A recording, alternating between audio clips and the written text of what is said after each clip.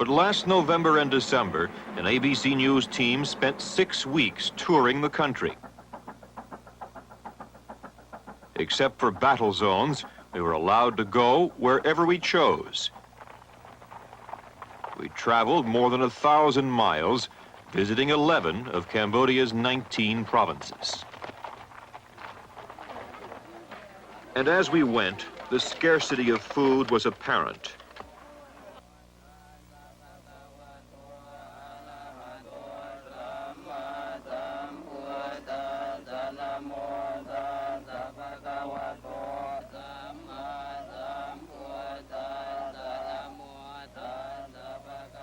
Cambodia, of course, was not always the pathetic, desperate nation we now see.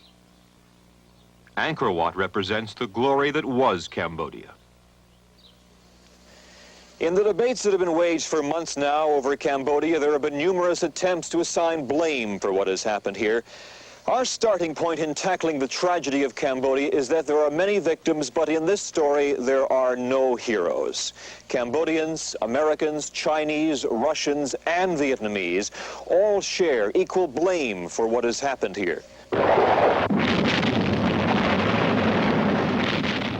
From 1970 to 1975, there was constant warfare on Cambodian soil.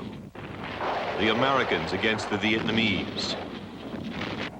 Cambodians against Cambodians.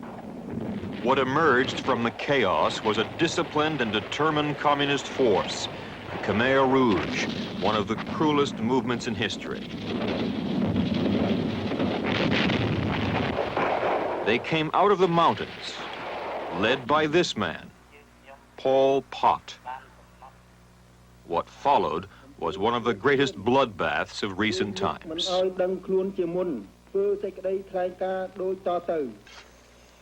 It was a peasant revolution, and cities were bad. Everyone ordered out. Families were split up. Monasteries closed. Religion abolished. So were schools, books, money, and modern medicine. Doctors, former army officers, the educated, government workers were systematically hunted down and executed. Last year, the Vietnamese overthrew the Khmer Rouge, and what was left retreated to the mountains of northwest Cambodia. The secret camps can be reached only on foot, the command post constantly on the run. But here in his jungle hideout is the most hated man in Cambodia, Pol Pot, demoted now from prime minister to simply commander of the guerrilla forces. In the only interview ever given to American television, Pol Pot outlined for ABC News producer Phil Lewis what he had hoped to accomplish in Cambodia.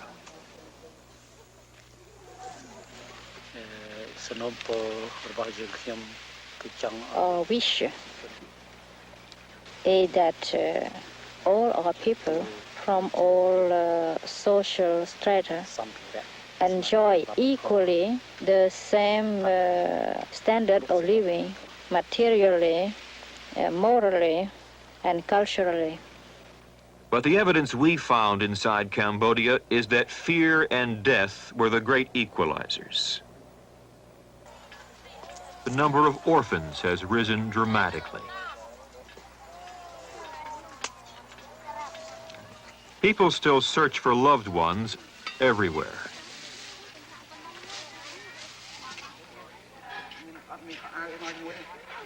Quite by accident, we found our interpreter's two nieces, 200 miles from their old home in Phnom Penh. They hadn't seen each other in 5 years. Like all the city people under Pol Pot, they've been forced to work in the fields. We helped Tida and Shrena get back to Phnom Penh for a reunion with their sole surviving aunt.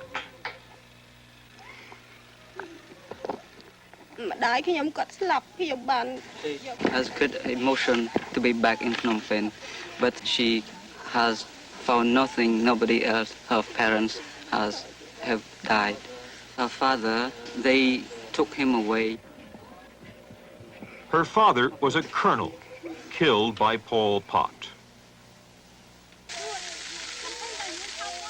Against overwhelming obstacles, Cambodia is struggling to recover, and scrambling to live.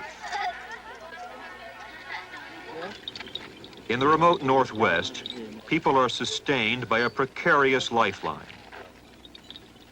Little organized relief has reached here, so every day, hundreds of people bring food from the relief operations in Thailand. For some, it's strictly business, trading rice and other supplies for gold and jewelry. For most, it's a way to keep their families alive.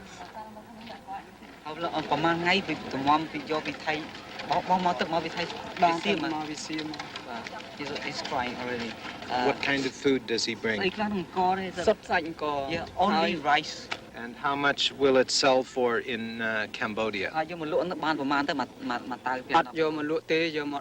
He's not going to sell. He's going to give these to 4 families in his responsibility, because the father and the mother have been died, so he take care of these of his relatives, 4 families.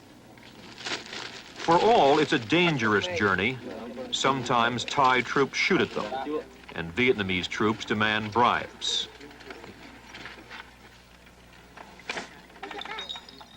What is basic to Cambodia's survival is an adequate and organized means of getting international relief supplies to the people. And that is not yet in place.